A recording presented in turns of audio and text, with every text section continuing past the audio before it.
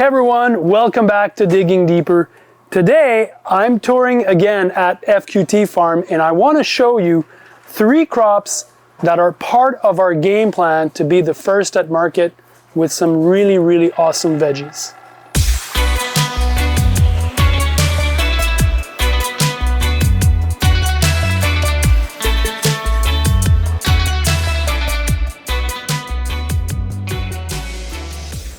So before you guys ask us, I'll be sharing you some notes, some crop notes on these 3 crops.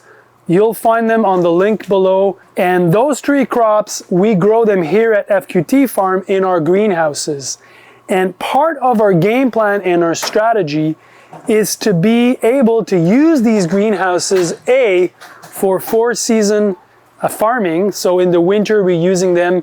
And obviously in the spring, summer, we're using them for heat-loving crops, but we're also looking for pockets, few beds here and there, where we can grow certain crops with the sole goal of being the first at farmers market with these really early veggies.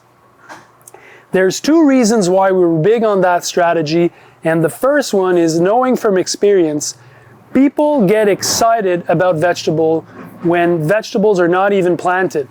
So as soon as it's warm outside, as soon as farmers market seasons are starting, people are expecting the bounties. And even if it's early May or early June, they're expecting celeries, tomatoes. We've been so unconditioned with supermarkets that this is the expectation that a lot of clients have.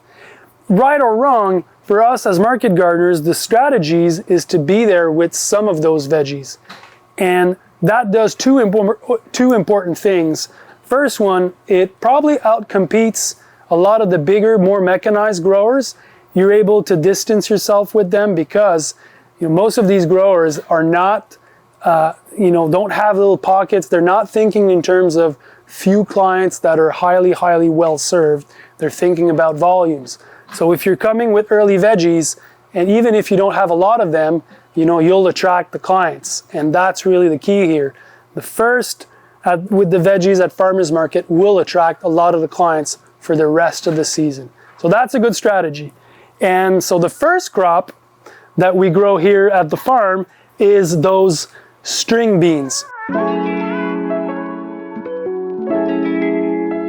French fillet type.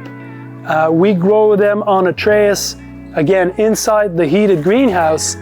And it gives us 6-7 weeks of bountiful harvest.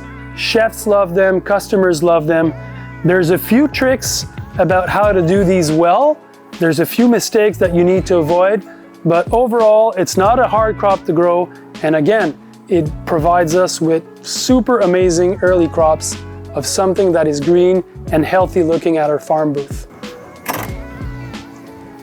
To put you in context, we're now, mid-April, and our goal is to be able to be 1st of June at farmers market and even earlier with those veggies.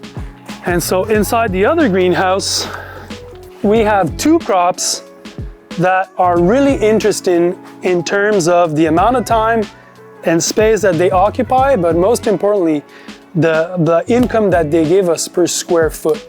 So one of them, the first is summer squash. Some people call them zucchinis. We call them here courgettes. So they're little summer squash. We harvest them when they're not too big. And that's a crop that a lot of growers grow out there, but the trick to grow summer squash and make a really good profit with them is to grow them before everybody has them in their fields, when they become so abundant that there's a loss of interest and the prices go down. So being really early with those courgettes will make a big difference in terms of the profitability of that crop. Again, there's a few tricks about learning how to pollinize them well, how to keep them free of certain disease and certain pests, but overall, it's not such a hard crop to grow. And again, it's really one that can make a lot of money per square foot. The other one, and that's pretty uncommon to see this crop in a greenhouse, is early fingerling potatoes.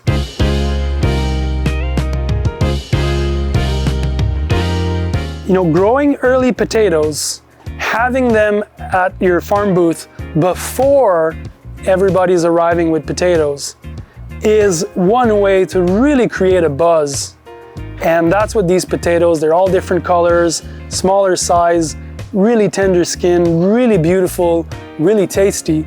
And people get so excited about them. Every year they're talking to us about when the early potatoes will be coming back again. And so it's one of these crops where it's not solely about yields, it's not solely about the production per se, but it's about creating a buzz. And creating a buzz for what you're doing is one of the key to be successful at the farmer's market, to be a successful grower. Well, that's it for this week. I hope you guys liked the episode.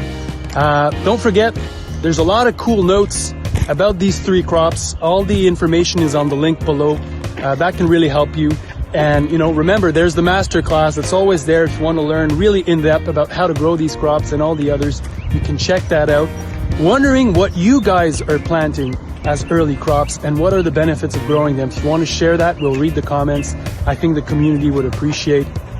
I hope you guys are well. I hope things are growing. This is it for this week. Don't forget to subscribe and tell your friends about the channel. I think it's pretty cool. We're rolling here. Season has really started. It's warm again and we're happy campers. JM out. See you next week.